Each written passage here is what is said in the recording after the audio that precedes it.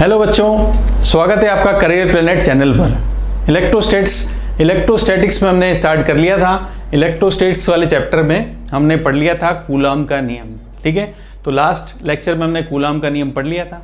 तो आज हम आगे नेक्स्ट वीडियो में हम स्टार्ट करते हैं कूलॉम के नियम के कुछ महत्वपूर्ण बिंदु और कूलॉम के नियम पर आधारित कुछ न्यूमेरिकल्स। ठीक है, तो आप देखो, सबसे पहले कूलॉम के नियम, कूलॉम बल के महत्वपूर्ण बिंदु में हम बात करें। सबसे पहला पॉइंट कि दो आवेशों के मध्य विद्युत बल निकटवर्ती आवेशों पर निर्भर नहीं करता। मतलब दो आवेशों के मध्य जो बल लग रहा है, जो दो आवेशों के मध्य बल पड़ा हमने, वो था Q1 Q2 अपॉन R² था। तो वो जो बल होता है वो केवल उन आवेशों के मध्य लगता है। मतलब वो दोनों आवेशों के मध्य की बात है, उनका आपस में ही बल है।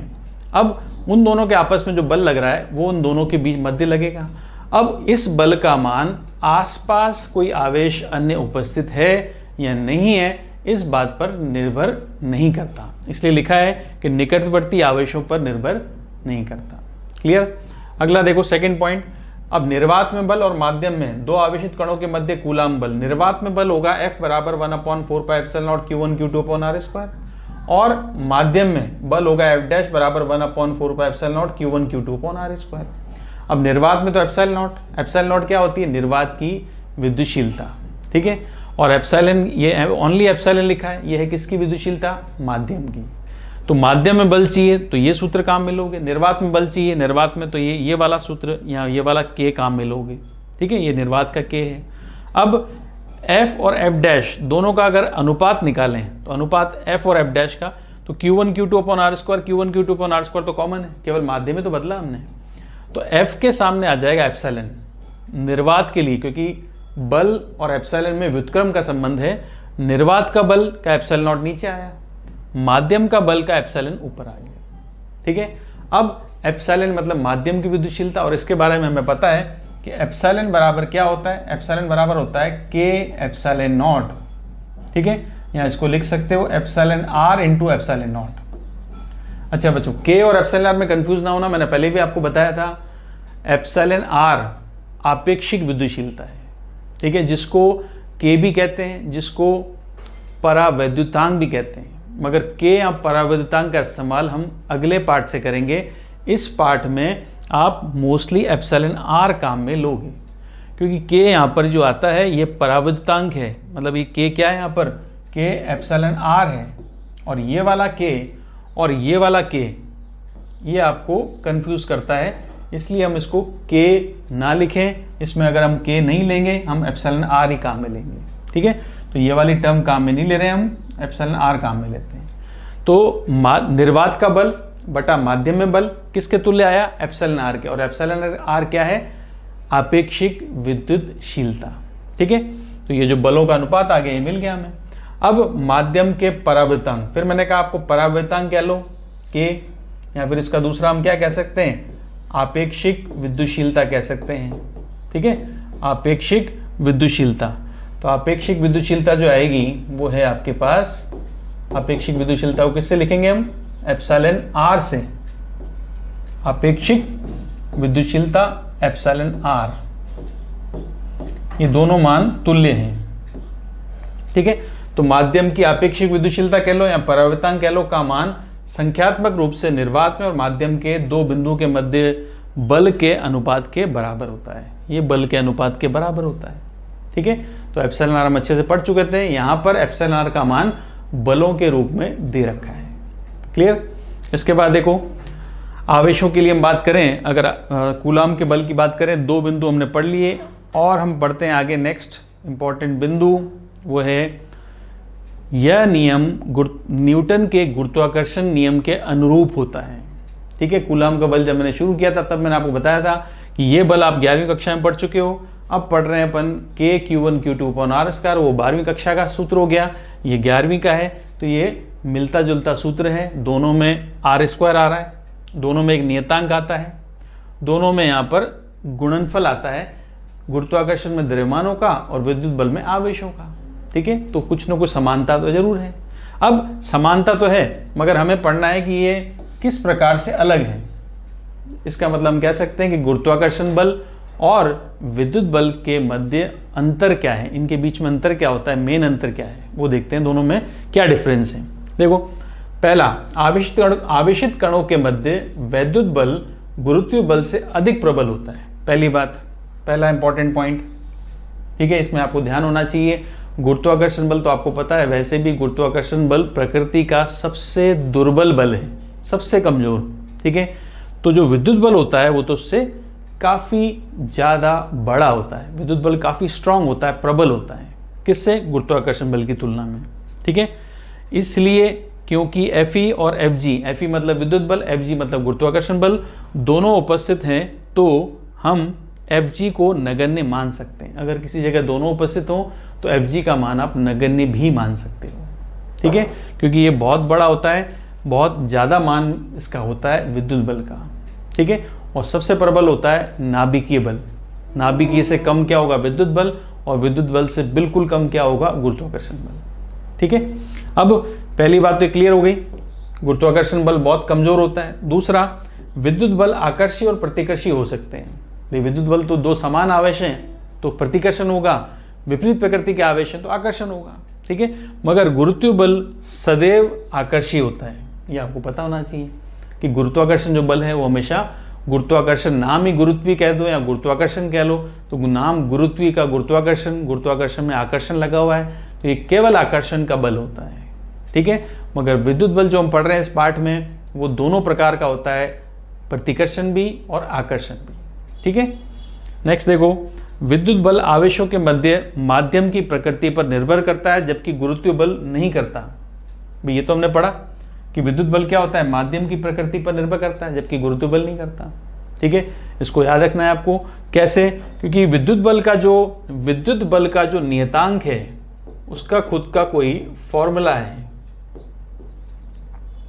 और फॉर्मूला और फॉर्मूले में आता है विद्युतशीलता, और ये भिन्न भिन्न माध्यमों की भिन्न भिन्न होती है। निर्वात है तो एप्सिलॉन नॉट लगा लोगे, ठीक है, माध्यम है तो कोई एप्सिलॉन लगा दिया, उस माध्यम का एप्सिलॉन का मान लिख दिया। तो के का मान, मतलब जो कूलाम नियतांक है उसका मान फिक्स नहीं है, उसका मान माध्यम पर डिपेंड करता है, इसलिए बल भी माध्यम पर डिपेंड करेगा। जबकि गुरुत्वाकर्षण की बात करें, गुरुत्वाकर्षण नियतांक का कोई सूत्र नहीं दिया था आपको, मान दिया था सीधा 6.67 × 10⁻⁻11 ये मान था, और ये सार्वत्रिक गुरुत्वीय नियतांक है। सार्वत्रिक मतलब चाहे कोई भी दो वस्तुएं लें, चाहे वो पृथ्वी पर लें या किसी भी जगह पर लें, जो उन दोनों के मध्य बल लगेगा, जो नियतांक आएगा वो सब जगह फिक्स है, नियत है, इसलिए इसको सार्वत्रिक कहते हैं, यूनिवर्सल।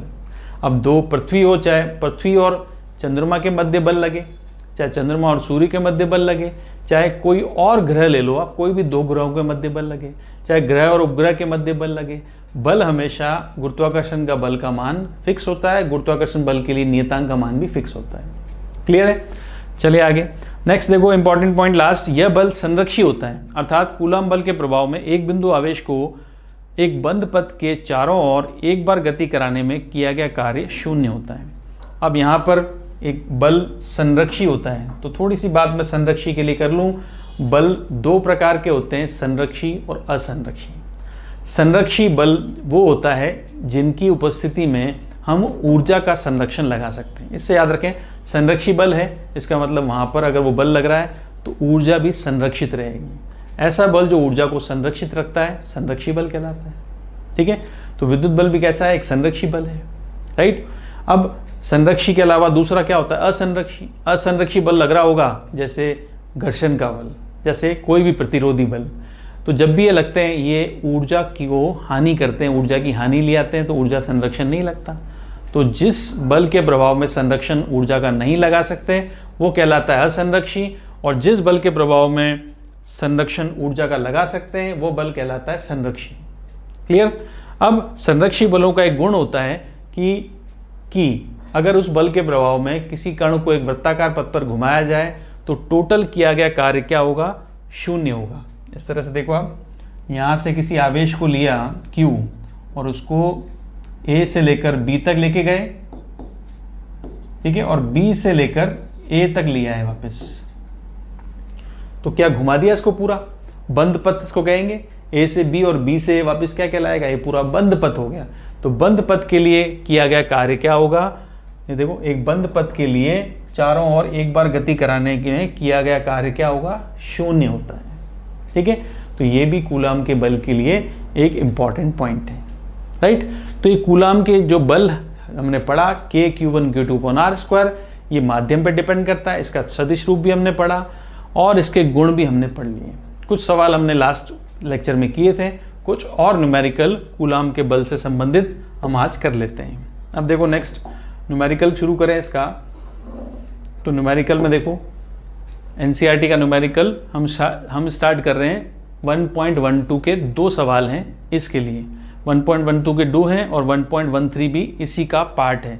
ये 3 न्यूमेरिकल एक इम्पॉर्टेंट न्यूमेरिकल हैं जो एनसीईआरटी के हैं और थोड़े से टिपिकल भी हैं, थोड़ा सा टिपिकल नीचे वाला, बाकी ऊपर वाला तो इजी है। करते हैं इसको स्टार्ट। देखो 2 विद्युतरोधी आवेशित तांबों के गोले हैं ए और बी, केंद्रों के मध्य की दूरी 50 सेंटीमीटर है। मतलब 2 गोले हैं जिनके मध्य की दूरी कैसी है, 50 सेंटीमीटर है।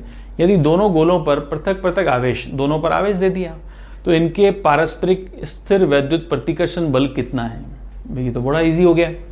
ठीक है, इजी कैसे कि दोनों पर आवेश दे दिया 6.5 × 10⁻⁷, दोनों के मध्य की दूरी दे दी 50, पूछा है दोनों के मध्य प्रतिकर्षी बल, क्योंकि दोनों पर समान आवेश पर प्रतिकर्षण लगेगा। ठीक है, तो गोलों के बीच की दूरी की तुलना में गोलों ए और बी की त्रिज्याओं नगण्य हैं। अगर दोनों गोलों की त्रिज्याएं हैं दूरी की तुलना में नगण्य है, इसका मतलब गोले बहुत छोटे हैं। ठीक है, तो गोले अगर बहुत छोटे हैं तो हम बात करते हैं इस पे, इसका न्यूमेरिकल सॉल्व करें। देखो अब आपको दे दिया इसमें 2 गोले, बहुत छोटे गोले हैं 2, ये 2 बहुत छोटे से गोले हैं। इन दोनों के मध्य की दूरी है 50 सेंटीमीटर।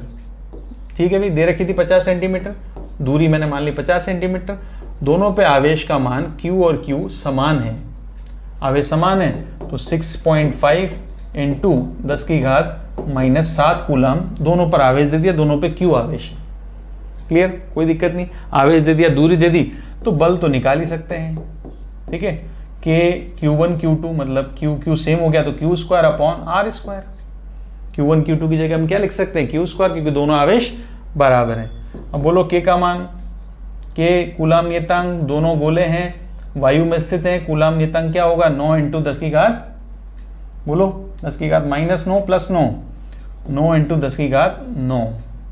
आवेश का मान 6.5, 2 है तो 6.5, 10⁻⁷ का स्क्वायर करोगे तो 10⁻⁻14 लिखेंगे हम, अपॉन R²। R है आपका 50 सेंटीमीटर। तो बताओ पहली बात तो दूरी को 50 सेंटीमीटर है, इसको सेंटीमीटर में रखें कि मीटर में बदलें, मीटर में बदलो, जरूरी है, क्योंकि मैंने आपको बताया K का मान जो हमने लिया 9 × 10⁻⁹, ये एक मानक पद्धति, स्टैंडर्ड पद्धति, SI पद्धति में है, तो बाकी सब मान भी इसी पद्धति में रखने पड़ेंगे। ठीक है, अगर K का मान ये लेते हो तो सब SI मात्रक लेने पड़ेंगे, SI पद्धति में लेना पड़ेगा। अगर आप CGS पद्धति में लेते हो तो K का मान भी CGS पद्धति में रखना पड़ेगा। समझ गए, हमें तो ये K का मान फिक्स है, स्टैंडर्ड मान है, SI पद्धति स्टैंडर्ड होती है, उसी को हम ले रहे हैं। तो त्रिज्या है 50 सेंटीमीटर, तो सेंटीमीटर को हम मीटर में बदलेंगे। 50 सेंटीमीटर है, सेंटीमीटर दिया था, 1 सेंटीमीटर को मीटर में बदलने के लिए 100 का भाग लगाते हैं, तो ये आ गया 1/2 मीटर, मतलब आधा मीटर हुआ। 100 सेंटीमीटर का 1 मीटर होता है तो 50 सेंटीमीटर मतलब आधा मीटर हुआ। ठीक है, तो आधा मीटर में रख लेता हूँ, आधे का स्क्वायर करूंगा तो 1/4 आएगा। ठीक है, और 1/4 आ गया तो 4 को ऊपर ले जाते हैं, तो 4 को ऊपर ले जाएंगे तो ये आएगा 4 × 9 36 × 6.5 × 6.5 × अब बताओ कितने जीरो बच रहे हैं, 9 ये रहे, 14 यहाँ पर है तो ये माइनस का 5 यहाँ बच जाएगा। सो 36 × 6.5 × 6.5, इसको अगर मल्टीप्लाई करेंगे तो फोर्स की वैल्यू मिलेगी हमें 1521 × 10⁻⁵। ठीक है, तो 10⁻⁵ हो गया। तो अगर हम इसको लिखें, पॉइंट हम शिफ्ट कर देते हैं तो 1.5 × 10⁻⁻2 न्यूटन यहाँ पर ये फोर्स का आंसर आएगा। ठीक है, तो दोनों स्फीयर ए और बी के बीच में जो फोर्स था उसकी वैल्यू मिली 1.5 × 10⁻⁻2। ठीक है, तो ये पहला पार्ट था ए। अब हम बात करें सेकेंड पार्ट की। सेकंड पार्ट में, इसी क्वेश्चन का जो सेकंड पार्ट है उसमें हमसे क्या बोला गया है, देखो इसी क्वेश्चन का जो सेकंड पार्ट है बी पार्ट, यदि प्रत्येक गोले पर आवेश की मात्रा दोगुनी और गोलों के बीच की दूरी आधी कर दी जाए तो प्रत्येक गोले पर कितना बल लगेगा। अब यहाँ पर आपको नया बल निकालना है, कब, यदि आवेश की मात्रा जो दे रखी थी उसकी डबल कर दी जाए और जो दूरी दे रखी थी उसकी दूरी को आधा कर दिया जाए। ठीक है, तो इस तरह का सवाल जिसमें आवेश की मात्रा दुगनी और दूरी का मान आधा कर दिया जाए तो अब क्या होगा इसमें, वो देखते हैं आगे। नेक्स्ट देखो, अगले पेज पे चलते हैं, इसको अगले पेज पे ले चलें। फोर्स की वैल्यू हमने निकाल दी थी, बी पार्ट है ये, ए पार्ट में हमने फोर्स निकाल लिया था। F इक्वल्स टू था K, आवेश समान था Q square upon R square, जिसका मान मिला हमें 1.5 इंटू 10⁻² न्यूटन। ठीक है, अब बी प्रश्न में क्या बोल रहे हैं कि आवेश का मान दुगना कर दिया जाए। तो नया आवेश क्या है, Q डैश, क्या कर दिया गया, दुगना, तो दुगना आवेश कर दिया, और दूरी को आधा कर दिया जाए तो दूरी हो जाएगी R/2। ठीक है, तो नया बल निकालना है हमें, तो F डैश का मान क्या होगा, K Q डैश का स्क्वायर अपॉन R डैश का स्क्वायर, K Q डैश का स्क्वायर अपॉन R डैश का स्क्वायर। ठीक है, तो ये नया डैश डैश लगा के सब नए मान रख लिए, जो भी मान में चेंज हुआ है वो हम यहाँ पर पुट कर सकते हैं। तो आवेश का मान क्या हो गया, दुगना, तो हम रखें यहाँ पर Q डैश की जगह 2Q रखोगे, दुगना आवेश हो गया 2Q। इसका स्क्वायर करना है, स्क्वायर करना ना भूलें, 2 का भी स्क्वायर करोगे 4 आएगा, और दूरी का मान आधा कर दिया तो R/2 का स्क्वायर करना है। ठीक है, तो F डैश का मान ध्यान से देखोगे क्या आया, ये 2 का स्क्वायर होगा 4, तो K into 4 into Q square, और नीचे आएगा R²/4। तो 4 को 4 ऊपर ले जाओ तो नया फोर्स आ जाएगा, 4 इंटू 4 क्या होगा, 16 KQ square upon R square. ठीक है, अब ये अगर फर्स्ट इक्वेशन है पहले पार्ट में जो निकाली हुई है, तो KQ square upon R square का मान तो हमने सॉल्व किया हुआ है पहले से, तो वो हम सीधा यूज़ कर सकते हैं। ठीक है, तो आंसर आ जाएगा 16F, मतलब आवेश को दुगना करने से और दूरी को आधा करने से बल का मान 16 गुना बढ़ जाएगा। ठीक है, तो 16 गुना बढ़ जाएगा, तो हम यहाँ पर मल्टीप्लाई कर सकते हैं। देखो 16 इंटू 1.5 इंटू 10⁻², तो ये आ गया 24 इंटू 10⁻² न्यूटन। ठीक है, 16 इंटू 1.5 करेंगे तो आ जाएगा 24 इंटू 10⁻²।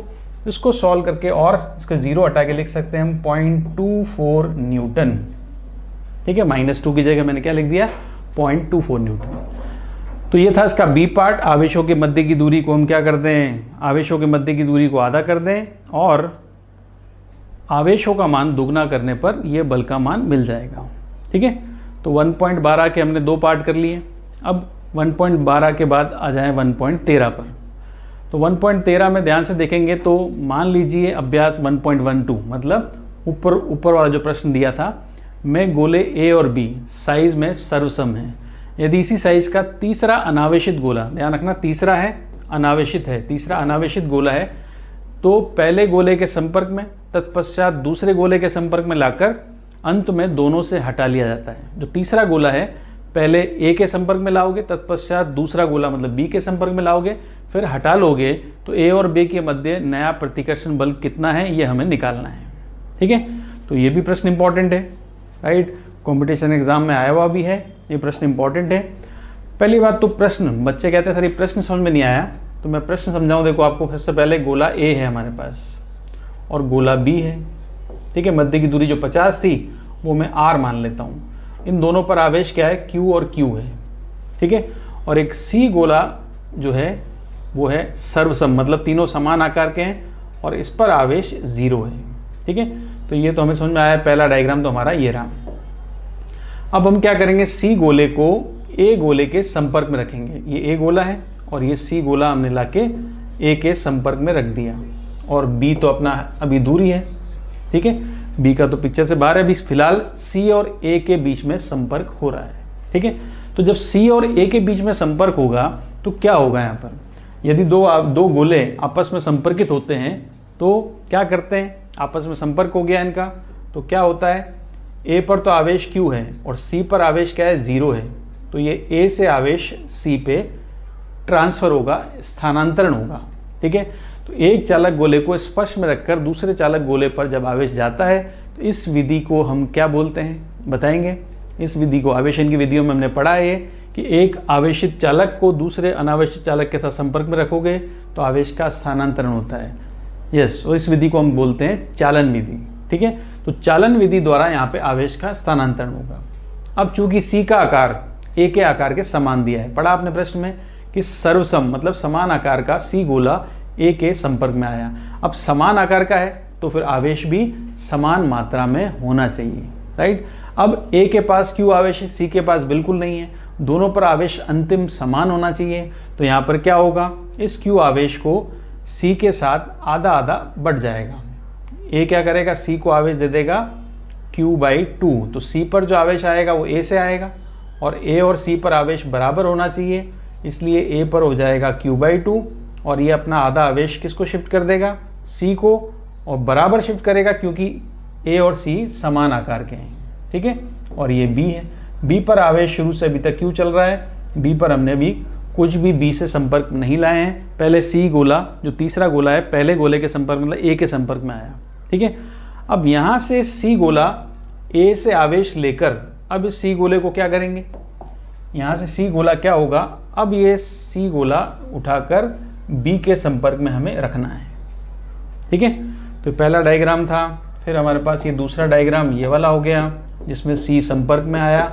तीसरे डायग्राम में आपको समझ में आया सी संपर्क में आ चुका है तो आवेश लिया और ये बी के पास चला जाएगा।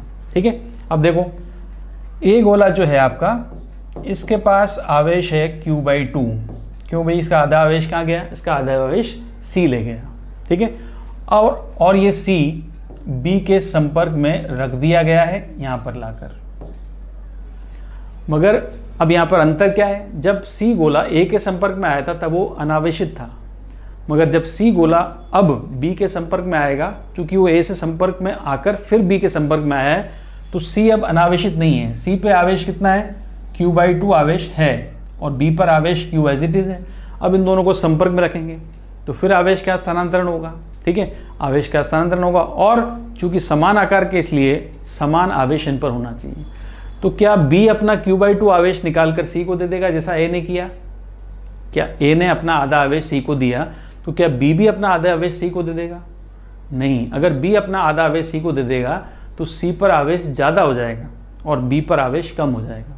हमें आवेश दोनों पर समान चाहिए, तो फिर क्या करें, हम क्या करेंगे, देखो ध्यान से देखना, बी का आवेश कितना है Q, सी का आवेश कितना है Q/2। इन दोनों को जोड़कर 2 का भाग लगा दो, आधा कर लेते हैं। ठीक है, ताकि दोनों को बराबर मात्रा में बांट सकें। तो 3Q/2 का आधा, 3Q/2 का आधा कर दोगे तो ये हो जाएगा 3Q/4। तो प्रत्येक गोले पर चाहे वो बी हो चाहे सी हो आवेश कितना आ जाएगा, 3Q/4 दोनों पर। ठीक है, समझ में आया आपको। बी गोला यहाँ पर अपना आधा आवेश निकाल के सी को नहीं देगा। देखो सपोज करें बी के पास 100% आवेश है, Q 100% है, इसके पास कितना है 50% है। ठीक है, अगर ये अपना 50% इसको दे देगा तो उसके पास 100 हो जाएगा, तो इसके पास 50 हो जाएगा, जबकि आवेश दोनों पर समान होना चाहिए। तो ये क्या करेगा, ये अपना कितना ट्रांसफ़र करेगा, ये परसेंटेज में ट्रांसफ़र अगर बोलें तो ये अपना 25% उसको ट्रांसफ़र कर देगा। तो 25% अगर ये ट्रांसफ़र कर देगा तो बी पर रह जाएगा 75% और 50 + 25 जुड़कर सी पर भी हो जाएगा 75%। इस तरह से दोनों पर आवेश क्या होगा, बराबर आ जाएगा। ठीक है, तो 100% में से 1/4 या 25% सी को देना पड़ेगा। तो सी के पास 50 था, 50 + 5 25, 50 + 25 कितना होगा 75। तो सी पर भी 75 और बी में आएगा 100 - 25 तो बी पर भी 75। ठीक है, 75% क्यू का मतलब 3Q/4 होता है, राइट।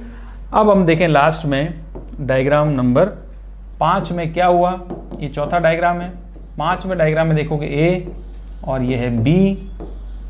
ठीक है, दूरी इनकी फिक्स है बीच में। ए पर आवेश है Q/2 और बी पर आवेश है 3Q/4 और यहाँ से सी आवेश दूर चला गया, ये सी, और वो भी कितना आवेश लेके गया 3Q/4, वो अपना आवेश लेके चला गया, हटा दिया गया दूर उसको। ठीक है, 3Q/4 जिसमें से Q/2 उसने लिया ए से और Q/4 लिया बी से, राइट। इससे q/2 लिया इसलिए इसके पास q/2 बचा, इससे q/4 लिया इसलिए इसके पास 3q/4 बच गया। अब इनके मध्य नया बल निकालें तो नया बल आएगा F' बराबर k, पहला आवेश क्या है q/2, दूसरा आवेश कितना है 3q/4 अपॉन r²। तो अगर ध्यान से देखो मल्टीप्लाई करें आगे का तो 3/8 आएगा और आगे आएगा kq² अपॉन r²। ठीक है, और kq² अपॉन r² आपको पता है बल का मान जो आपने पहले पार्ट में सॉल्व किया था, kq² अपॉन r², इसको हम सॉल्व कर चुके हैं। यह था 1.5 इंटू 10⁻² न्यूटन। तो kq² अपॉन r² का मान यहाँ से हम वहाँ पर पुट कर देंगे। ठीक है, तो f का मान पुट कर देंगे तो हम लिख सकते हैं, देखो ये भी एक आंसर है कि बल कितना हो जाएगा, बल पहले वाले बल का 3/8 गुना हो जाएगा, बल पहले वाले बल का 3/8 गुना हो जाएगा। ठीक है, तो ये भी क्वेश्चन पूछा गया है कंपटीशन एग्जाम में कि क्या बल आएगा, तो आंसर था इसका 3/8F। ठीक है, अब यहाँ पर एनसीईआरटी में क्वेश्चन दे रखा तो यहाँ पर हमें एनसीईआरटी में आंसर निकालना है। तो 3/8F, तो 3/8F की वैल्यू पुट कर दें 1.5 इंटू 10⁻²। ठीक है, तो यहाँ पर हम ये निकाल सकते हैं 1.5 इंटू 3 कर दें और डिवाइड बाय 8 कर दें, तो ये वैल्यू आ जाएगी 0.56।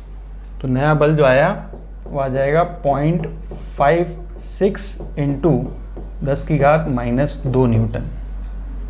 1.5 का 0.56 रह जाएगा, नया बल इंटू 10⁻² न्यूटन बल होगा। ठीक है, तो ये 3/8 होगा।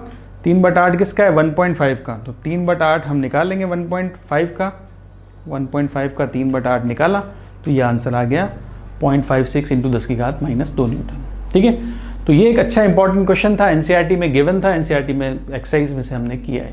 राइट, तो यहाँ पर हमने पढ़ा कूलाम के बल के जो न्यूमेरिकल थे, सवाल थे एनसीईआरटी के, वो हमने किए। ठीक है, ये फिलहाल सवाल जो था वो एक ही सूत्र पर था, एक ही बल पर था, kq1 q2 अपॉन r² पर। ठीक है, हर तरह के हर विधि के हमने सवाल कर लिए। कई बार q1 q2 दिया होता है, r दिया होता है तो बल पूछ लेते हैं, जैसा हमने किया है इसमें। कई बार बल देते हैं, q1 q2 देते हैं, r नहीं देते तो r निकाल सकते हो। कई बार आवेश की मात्रा दुगनी और दूरी की मात्रा दुगनी आदि करने से जैसे परिवर्तन करके नया बल का मान पूछ लेते हैं, वो भी हमने किया। और एक क्वेश्चन ये इंपॉर्टेंट था जिसमें चालन विधि का भी यहाँ पर चालन विधि को भी यहाँ पे उपयोग किया गया। ठीक है, तो ये हमने कूलाम के बल के सवाल किए।